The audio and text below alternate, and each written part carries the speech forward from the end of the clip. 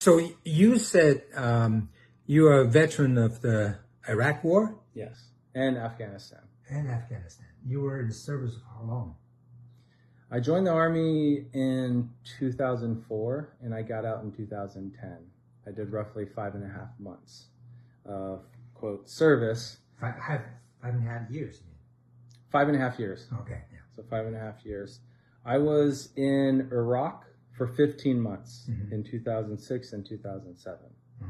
Then I was in Afghanistan in 2009 for 12 months.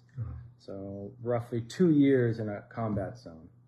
And that was my first major political lesson, because I went to Iraq under President George Bush for the Republican Party. And then I went to Afghanistan under Obama, the Democratic Party. And they both did the same policies which failed in both wars. And we know that decades later. When I was in Iraq, Bush announced the surge. People aren't familiar with the surge.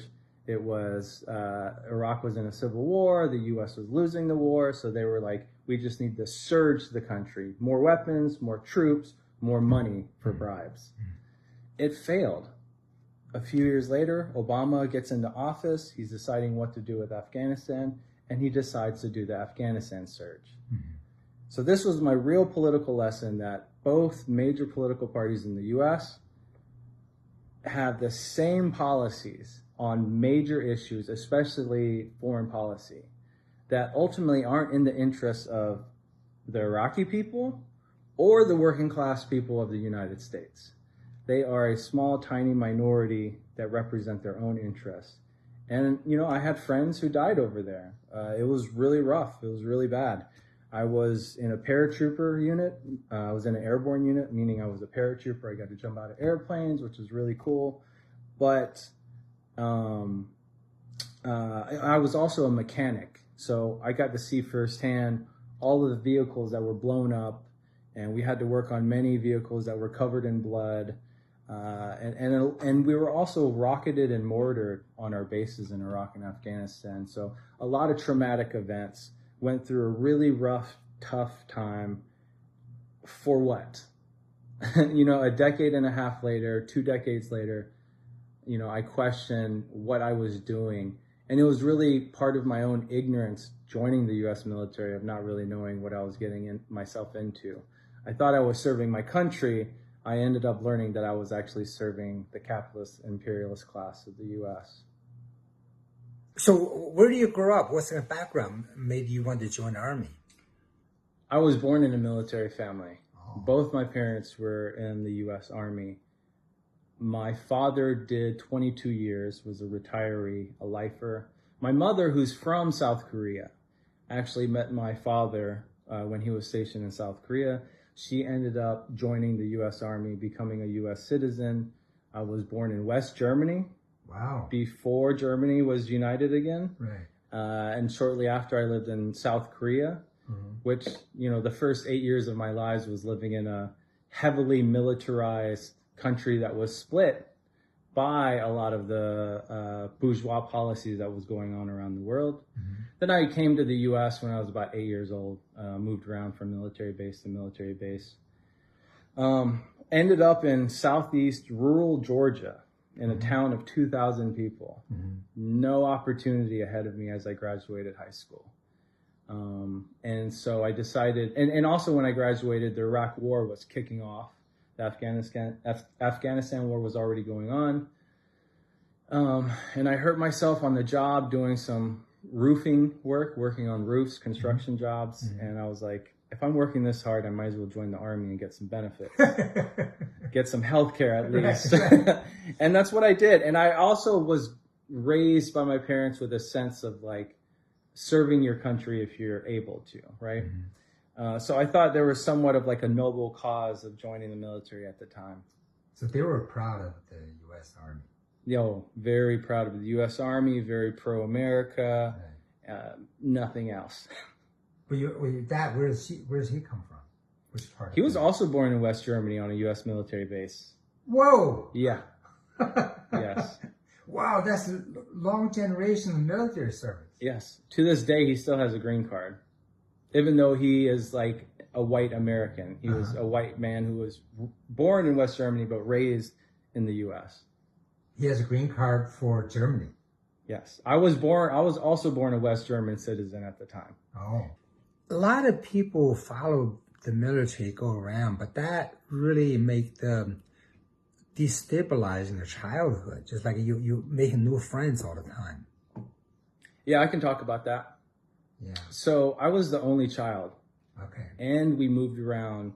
You know, by the age of 8, I was on 3 continents. Right. And as I got older, every move was more difficult. And I always wondered to this day, what is it like to have a hometown? Right. What is it like to have like a home community? Right. Which I believe most of the world knows what that's like. Right, I know. And it's pretty integral to being a human being, right, as we're social creatures. And that was kind of taken away from me. And I do realize that now. But I will say, through the lessons that I have learned, and despite how the U.S. military has shaped my life, there's a artist that has a lyric that I particularly like that I think fits my life. It says that I'm a product of the system that I was born to destroy. So after the military, I got out. I joined the peace and anti-war movement, and I got into more radical and revolutionary politics, and have been organizing ever since. Like, what made you join the peace movement? So, like I said, the first political lesson of my life was Iraq and Afghanistan, and learning that both major political parties are on the same side, opposite of the working class here. And so I wanted to learn about the U.S. military, because one of the realizations I had getting out after 5.5 years in the Army, also my whole life living on military bases, I came to the realization that I actually didn't know much about the U.S. military and the whole system. So I actually used my GI Bill and went to college to study political science. Where did you go? I went to a college in San Diego, California. Okay. And the information that I was learning, both at college, but also going home, I had a lot more free time to go home on the internet, right, ask all these questions. What's going on in the world? Why is this happening? Mm-hmm. And time after time, event after event, I was learning about all the horrible things that the U.S. Ruling class has done throughout the world, within the U.S. And for me at that time, I was like, why is nobody talking about it? Like, you can go out in society in the U.S. and nobody really is talking about this stuff. Well, in the U.S., but outside. In the U.S., and I've learned that through my experience in the peace and anti-war movement, where I've traveled to over a dozen countries with the movement. Mm-hmm. But so I really became vocal. I ended up found a veterans organization called Veterans for Peace. Mm-hmm. I also found Iraq Veterans Against the War, which mm-hmm. later turned into a new name called About Face, Veterans mm-hmm. Against the War. I got involved with every peace and anti-war organization that I could, and I have been involved with the movement for 10 years now. Mm-hmm. I've gotten to travel to South Korea many times with all the U.S. military bases there, to Okinawa mm-hmm. 5 times at least. I've been to Palestine, all mm-hmm. over Western Europe, India, Nepal, mm-hmm. All over the U.S., visiting places like Standing Rock, where mm-hmm. a lot of veterans congregated there in support of the indigenous people. Mm-hmm. And so all of these lessons, like you said, taught me, one, that people outside of the U.S. are talking about what the U.S. military is doing and the U.S. government is doing. Yeah. But also, too, that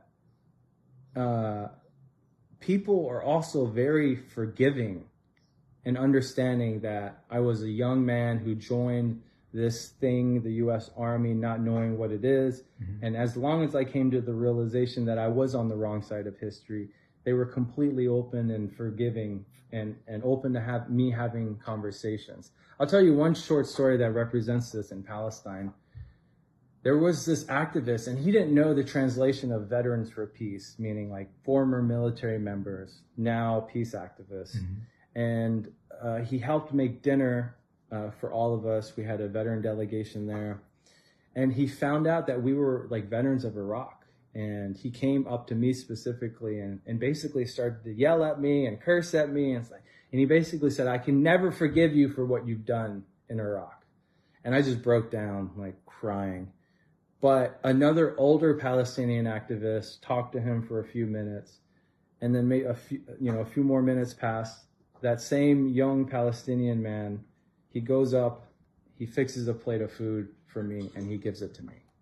And we had dinner together, which was one of the most beautiful moments I had, while also dealing with a lot of the guilt of me participating in destroying entire countries, Iraq and Afghanistan, and being so ignorant about it. But I made a promise to myself that I would never be so ignorant about joining any type of organization moving on for the rest of my life.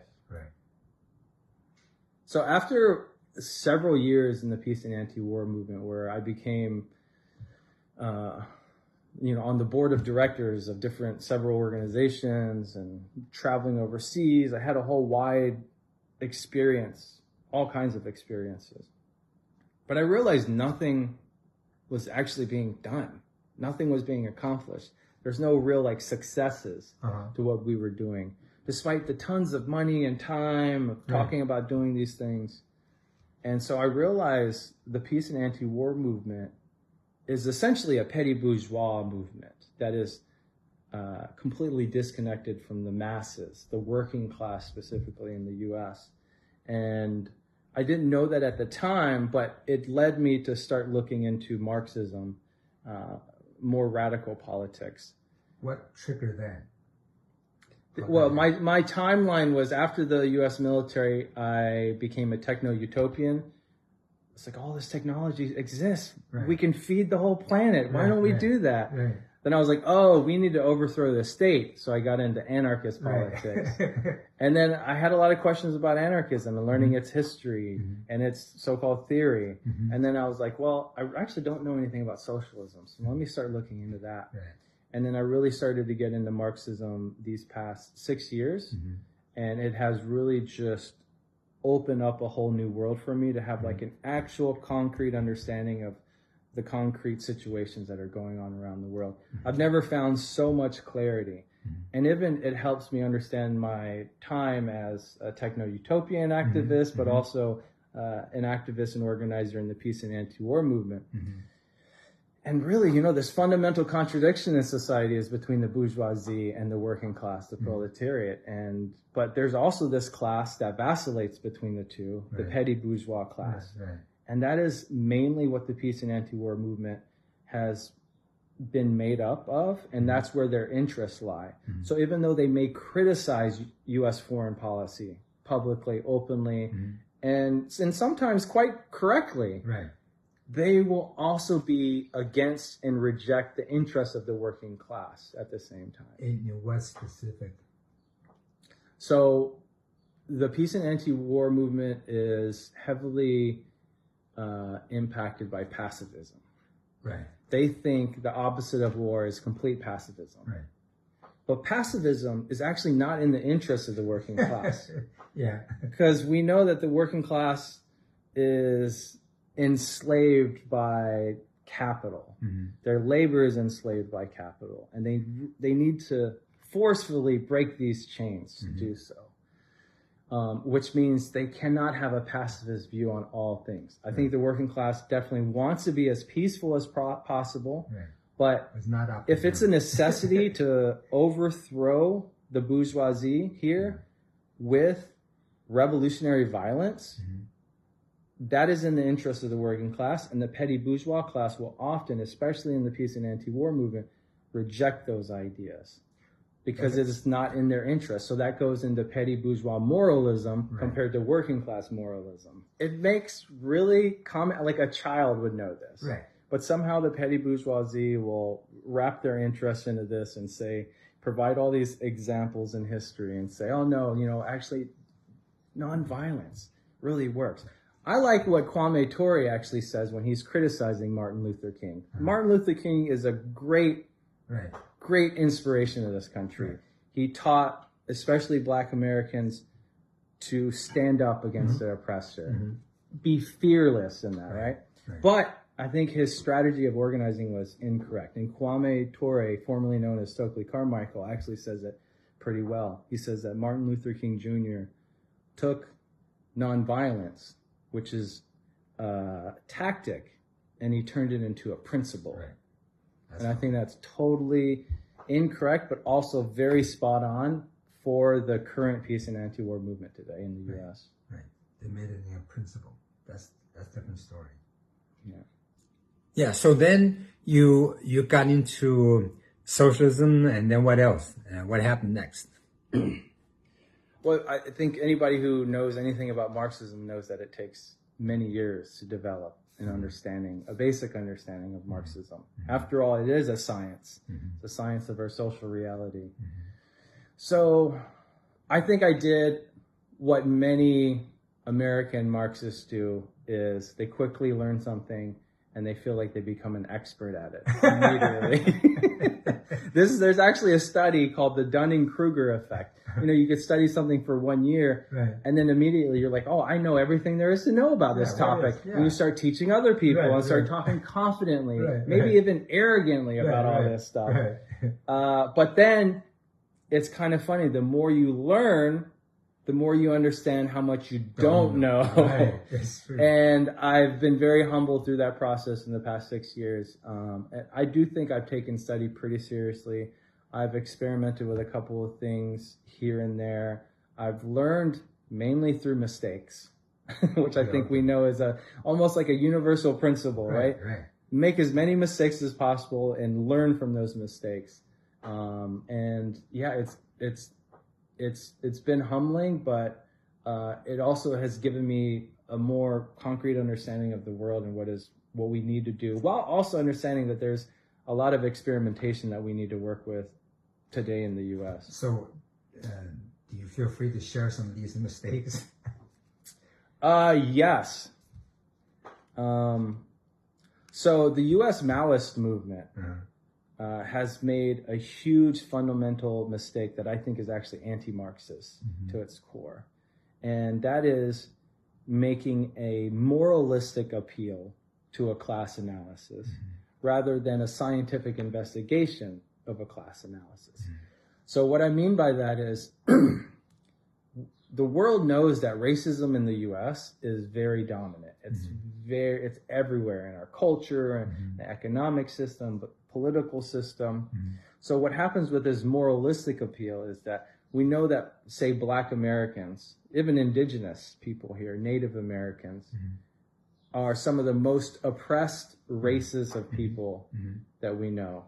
And so a moralistic appeal will say, oh, these people are the leaders, the vanguard of the revolution. This is the actual proletariat. When a scientific investigation of the class analysis requires understanding the relationship to the means of production, relationship to labor, all kinds of other things that aren't just based on just race. And so the U.S. Maoist movement has abandoned, and it's not even the U.S. Maoist movement, but the communist movement in the U.S. for decades have abandoned the working class and gone into the hoods, the favelas, the barrios, places outside of the workplace, where the workplace is kind of where the fundamental contradiction of capital and labor exists. But then we've left that, and the U.S. Maoist movement has really taken up a lot of those ideas from people like Jay Sakai and other organizations that are more dominant, like PSL. There's all kinds of tendencies of Marxism here, and there's been absolutely no success in building anything very concrete through that method, and that took me years to really understand. Where really in just the past maybe 2 years, questioning that. And then finally coming to the conclusion, it was like, well, what is a scientific investigation of this class analysis of society, of the fundamental contradiction? And how do we apply the lessons of Marxism to that? Which is, we got to go into the workplace. We got to link up and fuse with the working class while also developing this communist movement and just fuse it with the working class. But it's also learning this lesson of, maybe 60, 70 years of the failure of communists who have abandoned the workplace. We need to go back to the workplace and start from there. That doesn't mean the hoods and all types of other oppression aren't important. It's just as important. But when we have this fundamental area of organizing, say in labor unions, right, the unorganized within the working class movement, and that's going to be the key, the foundation of the revolutionary movement in the US. So we are trying to start to get back into that and bring Marxism back, so to speak. It's tough. It's tough. I've been there, 80s and 90s. A lot of people went to, after the anti-war movement, they went to the working class, but not showing much success. I mean, you got some. So I think the people find that it's easier to show some success in neighborhood organizing or in other social programs. You can have demonstrations. And of course, you're right. I mean, after you demonstrate, what else? What's next? Okay? What to show for it, right? And so it was tough. And especially when the collapse of the Soviet Union and the history and the left would just really just feel totally lost. And I'm part of that. Took a long time to climb back in, go out of that ditch, or actually cannon, just really deep. And another point that I've learned over the years is how important the differences between correct ideas and incorrect ideas are to organizing, specifically communist organizing. But the so-called left in the U.S. today is very confused, and it even impacts the peace and anti-war movement. I think a good example is About Face, the organization called About Face Veterans Against the War. It used to be Iraq Veterans Against the War. So what happened is the peak of and it's a veterans organization, right? And we need veterans who are deployed all around the world. We need them in the peace and anti-war movement and in the working class movement. But what happened is, like, at the peak of this organization, probably from 2008 to 2012, one of the questions I asked is, like, why was it so big at this time? Well, it's because that organization accepted Marxists, anarchists, progressives, Republicans, conservatives, libertarians, and they were like, if you're against the war, join this organization. They made national headline news doing the stuff that they did back then.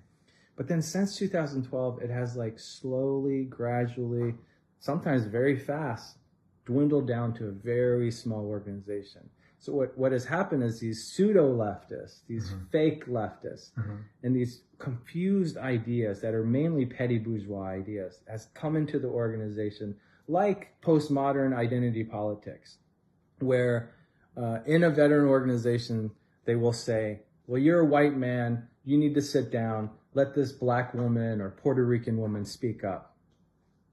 And there's a whole wide range of problems that can come with that type of attitude, right? And so it didn't even become about opposing these, wars and deployments and interventions overseas. It became more about, like, yelling at each other and this infighting because of how you look and not what you thought, the good ideas that you may have. On top of that, when I ask someone, what demographic, what kind of a person do you think of when you think of a U.S. military veteran? It's a white man. It's mostly white men who are in the military, and most U.S. veterans are in the are white men, and so you're shutting down the conversation for all of these people who are first trying to get into this organization, trying to learn how to organize and become an activist, and you're shutting them out. So what happens? All these people, they leave and they go to a different tendency. And this is why right now veterans are mostly in libertarian organizations. Libertarianism in the U.S. is basically free market capitalism. It's the government that's bad. Big government is really bad, etc. It's a really backwards idea. Well, it's like Trumpers. It is. And it goes into supporting people like Trump. But this is the problem with specifically the veteran section of the peace and anti-war movement, where these petty bourgeois ideas keep coming in, and they haven't grown, they've dwindled, and it's kind of pathetic at this point of what they're doing. I'm really sad. I would like to see a strong veteran movement in the peace and anti-war movement, but also in getting involved with working class politics, because I think people don't know this, but about 9% of the U.S. population are made up of veterans. And we have a lot of experiences inside the military, the armed forces, inside of the government, how it operates, a lot of discipline. We've been through hell and back. I think there's a lot that veterans could offer if equipped with the right ideology of the working class ideology and of Marxism in general. But we can't educate them if these veteran organizations are just telling them to shut up because of the way that you look. Right. I've almost left the entire peace and anti-war movement I have a foot in the door, and a lot of people know me. I've made my mark there. I could easily go back, but it's not worth it right now. Right. They're just doing these protests, taking pictures, posting it on social media over and over, and they get funds from the ruling class to donate to their nonprofit organizations, their NGOs. Right. And it's just this, it's an industry. It's an industry that only reproduces the petty bourgeoisie. Right. It doesn't further the revolutionary movement here. That's interesting. So they formed this NGO, and then so there are people with money will support them, and that really make diverse the tension. That's really interesting. But there's the people, the petty bourgeois activists in these organizations are so clueless about a class analysis. Right. They just need money to do the next big thing, the big event, big protest, big coalition in Washington, D.C. or whatever. And they don't think about, if the ruling class is giving you this money to change their policies and interests, that doesn't make any sense if you just think about it at that level. Right. But they get funding from what kind of place? I mean, you're saying one organization I was in had funding for many years, every year, maybe like $50,000 from the guy who created Craigslist. Oh, okay. Billionaire, progressive, right. But he's still part of the ruling class. Right. I would say even the monopoly ruling class. Right. There was Veterans for Peace almost got a donation from USAID. Whoa. The Agency for International Development, which is part of the U.S. government that represents the U.S. bourgeoisie. Right. And they almost took that, but they have taken a lot of donations from other people. They take donations from working class people as well, but the big ones, $100,000 here or there comes from the ruling class.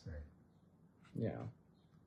From certain wing of the ruling class, and they have different, they're bickering about how to do it, and they have, No, so that was the one mistake that you find. But why do you say it's Maoist? But that's almost common, not only Maoist, any kind of people who claim to be Marxists tend to make that same kind of mistake. It's not exclusive Maoist, right? I think the difference between the peace and anti-war petty bourgeois activists and the revisionist Marxists, I would call them, is that the peace and anti-war movement doesn't wave the red flag. They're not trying to represent the working class. Right. They think they have bourgeois humanism, basically. They say we're all one people, we're all one family, right? When the revisionist Marxists are representing themselves as representatives of the working class, as representatives of who may know how to get to socialism and the dictatorship of the proletariat here. And I think that is like the fundamental difference here, which is a lot of people don't know that there's so many different tendencies in Marxism. You just hear socialism, and that's good because that's not capitalism. And I hate capitalism, and it's a very surface level investigation. And then it can be even confusing for a lot of that. But the revisionist Marxists, again, I think this goes to the decades-long mistake of the overall communist movement of abandoning the workplace and being so confused about what it means to wage revolution here and making mistake after mistake after mistake. And still, for the majority of Marxists in this country, still not realizing, what's this fundamental contradiction in society between the working class and the capitalist class? And so in the U.S. we have dozens of Marxist and communist organizations that are completely filled with bourgeois thought, essentially. I mean, that is what revisionism is, to its core. And in some sense, I'm like, we just need to go back to the basics. And because it's, been such a long mistake of generations, this newer generation of Marxists who've been more politicized, say by Occupy Wall Street, the recession of 2008, or of Standing Rock, COVID-19, Bernie Sanders. Right. All this has politicized a lot of people in the past 5-10 years. But how do you define? You're saying these are revisionists. So what do you mean by that? So all of these new people get involved with Marxism, but when they look into like all of these socialist organizations, there's dozens and dozens of them. Right. And they all have slightly different ideas of what socialism actually means. There's no real scientific investigation about all this. But this is the main point I wanted to say. But since everyone is very new and young, and it's been such a long time of making mistakes in the communist movement in the U.S., we really don't have any elders who have lifelong experiences to kind of teach us what they learned from, what mistakes they made. We're almost starting from scratch. Our elders are the internet right now. Right. What did Lenin say here? Right. What did Mao say here? Or in the U.S., whatever Foster said. Whatever Foster said. Yeah. Right. Exactly. Right. Exactly.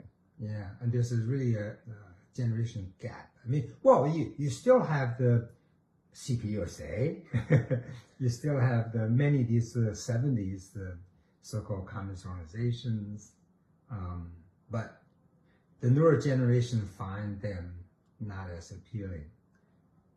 These older organizations, no. There are newer, there's CPUSA, RCP still exists.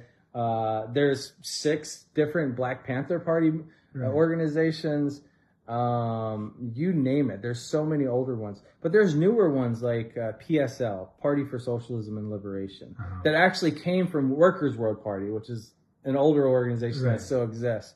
And PSL has really been one of the organizations that has attracted a lot of newer people, taking advantage of the George Floyd protests in 2020 and taking people down the wrong road. Well, so why do you say they're taking the wrong road? What is their approach? So PSL came from Workers' World, and Workers' World really was an organization formed by someone named Sam Marcy. And Sam Marcy essentially is a Trotskyist. So these are Trotskyist organizations. They rejected, even Workers' World and PSL, they rejected the idea of the Sino-Soviet split and thought that Mao was wrong in criticizing the Soviet Union and calling them revisionists. And even to this day, PSL and Workers' World believe that China is socialist, that Cuba is socialist, that North Korea is socialist.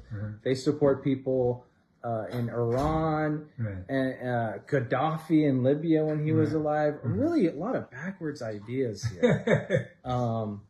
And people want to have hope that some socialist country exists out there that is fighting against U.S. imperialism. And if there isn't, people lose hope, which means they don't have a class analysis. Where does this movement come from? It comes from within the ruling class, the working class here. The working class here is, as Mao said, it's the masses who make history. And it's the working class that we need to really put our confidence in because they are the one class that is going to lead us to liberation of all exploitation and oppression. Well, I mean, that's like PSL, their opinion about other countries is one thing. How that manifests in the shop floor, in the struggle, in the union, or in the peace movement, or how in concretely, what does that mean? A part of Marxism, from Sam Marcy again, who influences Workers' World and PSL. And I would say a lot of the U.S. left today, they're one of the organizations who have kind of abandoned the workplace. Marcy writes specifically in his piece, The Global Class War. He writes about protesting, taking positions on issues and protesting them publicly. And he says, this is combat for the proletariat against the ruling class. So he's saying, make some signs, go out and protest and do some chants. This is the main way that we combat and have class struggle and class war against the ruling class. Nothing about the actual working class in their day-to-day lives, in their workplace, or the contradiction between labor and capital. Okay, that's interesting. Okay, you get it. Yeah, I see it. He also divides the entire world up into two camps, an imperialist camp and a proletarian camp. Oh, okay. I think this is also in line with a form of Trotskyism. Right. Marxism is a very U.S.-specific form of Trotskyism. Okay.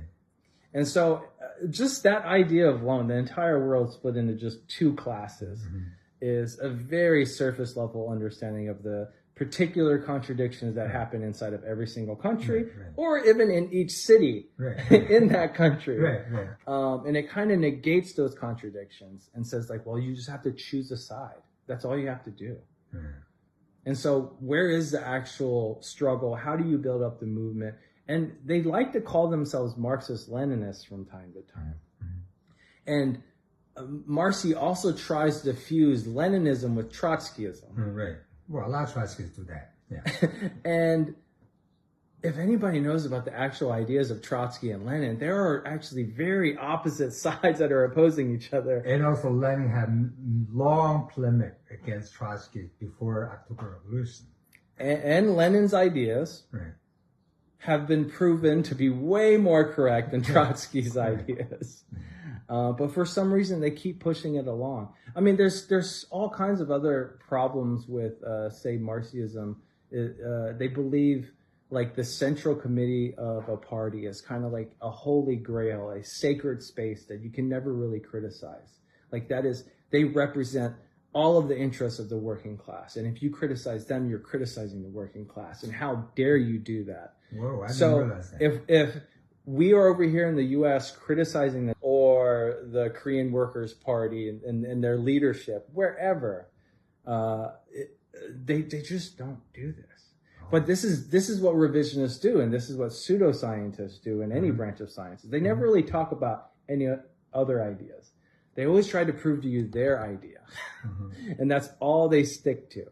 And they very much promote this within their organizations. There's just dozens and dozens of former members of Workers' World and PSL who have openly talked about how you cannot criticize leadership within PSL or Workers' World.